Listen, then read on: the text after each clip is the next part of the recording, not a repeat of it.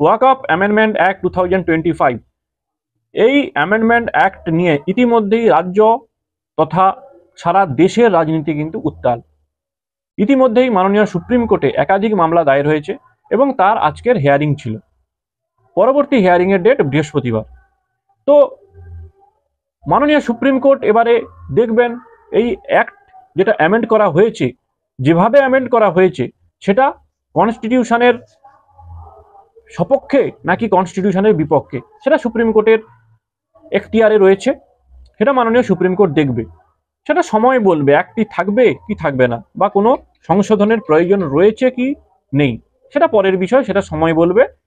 আর আজকের আমি এই ভিডিওতে এই ওয়াকফ জিনিসটা সম্পর্কে, ওয়াকফ বিষয়টা সম্পর্কে আমি একটু আলোচনা করব, কারণ আমাদের জানা উচিত ওয়াকফ অ্যামেন্ডমেন্ট অ্যাক্ট জানার আগে আমাদের এই ওয়াকফ জিনিসটা সম্বন্ধে ধারণা থাকা দরকার। শুধু ওয়াকফ নয়, ওয়াকফ বোর্ড, ওয়াকফ কাউন্সিল, ওয়াকফ ট্রাইব্যুনাল, এই যে পয়েন্টগুলো, এইগুলো কিন্তু আমাদের জানা দরকার। তো যাই হোক, আজকের ভিডিও শুরু করছি আমি। প্রথমেই ওয়াকফ এই জিনিসটা কি? মুসলিম আইন অনুযায়ী ওয়াকফ এক ধরনের প্রপার্টি যেটা কোনো ব্যক্তি দান করেছে, কোনো নির্দিষ্ট কারণে দান করেছে। নির্দিষ্ট কারণ কি হতে পারে? হতে পারে সেটা সামাজিক প্রকল্পের জন্যে, হতে পারে সেটা ধর্মীয় কারণে, মুসলিম ধর্মীয় কারণে, বা মুসলিম সমাজের উন্নতি প্রকল্পে যদি কোনো ব্যক্তি তার নিজস্ব প্রপার্টি দান করে, সেই দান করা প্রপার্টিটি হচ্ছে ওয়াকফ। এবারে আমি বলবো, এই ওয়াকফ প্রপার্টি একবার যদি দান করা হয়ে যায় তাহলে কিন্তু সেই প্রপার্টিটি আর ফেরত পাওয়া যায় না। শুধু ফেরত পাওয়া নয়, সেই প্রপার্টি কেউ হস্তান্তর করতে পারবে না কিংবা বিক্রি করতে পারবে না। ওই প্রপার্টি কেবলমাত্র ব্যবহার করা হবে ধর্মীয় কাজে কিংবা সামাজিক প্রকল্পের উদ্দেশ্যে দান করা হবে। এবারে সেটা ডাইরেক্টলি ব্যবহার করা যেতে পারে বা ইনডাইরেক্টলি। ইনডাইরেক্টলি বলতে সেই প্রপার্টি থেকে উৎপন্ন কোনো রাজস্ব বা কোনো ইনকাম, কোনো আয়, সেই আয় থেকে কিছুটা অংশ সামাজিক প্রকল্পে দান করা হতে পারে, কিছুটা অংশ ধর্মীয় প্রকল্প, ধর্মীয় কাজে দান ব্যবহার করা যেতে পারে। এবারে আসছি ওয়াকিফ। এই ওয়াকফ প্রপার্টি যে ব্যক্তি দান করলো সেই ব্যক্তিটিকে বলা হচ্ছে ওয়াকিফ।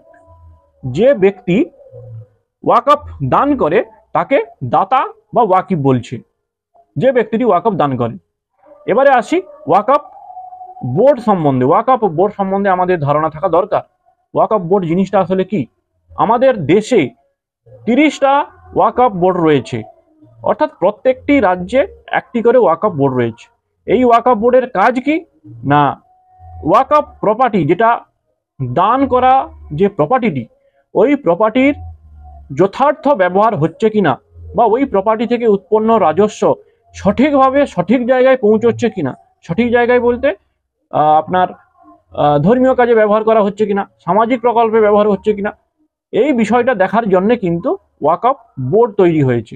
আর এই ওয়াকফ বোর্ডগুলিকে, অর্থাৎ যে 30টি ওয়াকফ বোর্ড রয়েছে আমাদের দেশে, তাদেরকে নিয়ন্ত্রণ করে ওয়াকফ কাউন্সিল, সেন্ট্রাল ওয়াকফ কাউন্সিল। আবার এই সেন্ট্রাল ওয়াকফ কাউন্সিল রয়েছে মিনিস্ট্রি অফ মাইনরিটি অ্যাফেয়ার্স, অর্থাৎ সংখ্যালঘু বিষয়ক যে মিনিস্ট্রি, দপ্তর কেন্দ্রীয় সরকারের, তার আন্ডারে রয়েছে ওয়াকফ কাউন্সিল।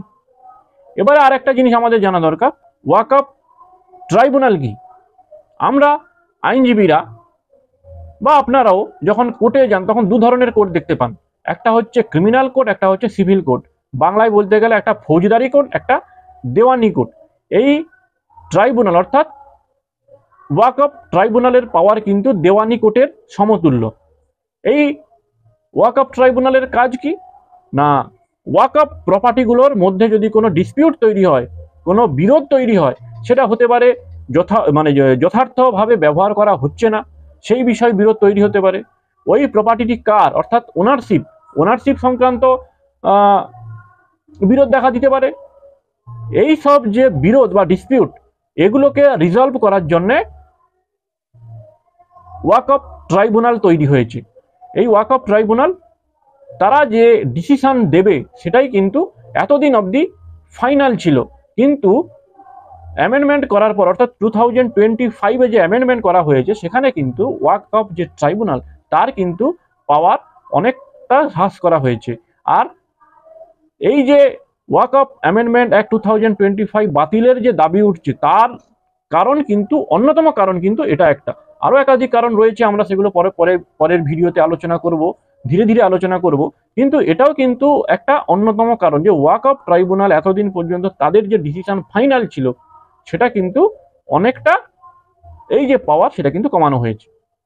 যাই হোক, এই অ্যামেন্ডমেন্ট অ্যাক্ট জানার আগে আমাদের কিন্তু বেসিক এই জিনিসগুলো জানা দরকার। বেসিক এই জিনিসগুলো জানলে তবে আমরা কিন্তু পরের যে ভিডিওগুলো আসবে বা আনবো সেখানে অ্যামেন্ডমেন্ট অ্যাক্ট সম্বন্ধে বিস্তারিত যে আলোচনা করব, কি কি অ্যামেন্ড করা হচ্ছে সেগুলো কিন্তু আমাদের বুঝতে সুবিধা হবে। যাই হোক, আজকের ভিডিওটি এই পর্যন্ত। যদি ভিডিওটি ভালো লাগে অবশ্যই লাইক করবেন, শেয়ার করবেন এবং আমার চ্যানেলটিকে সাবস্ক্রাইব করে দেবেন। নমস্কার।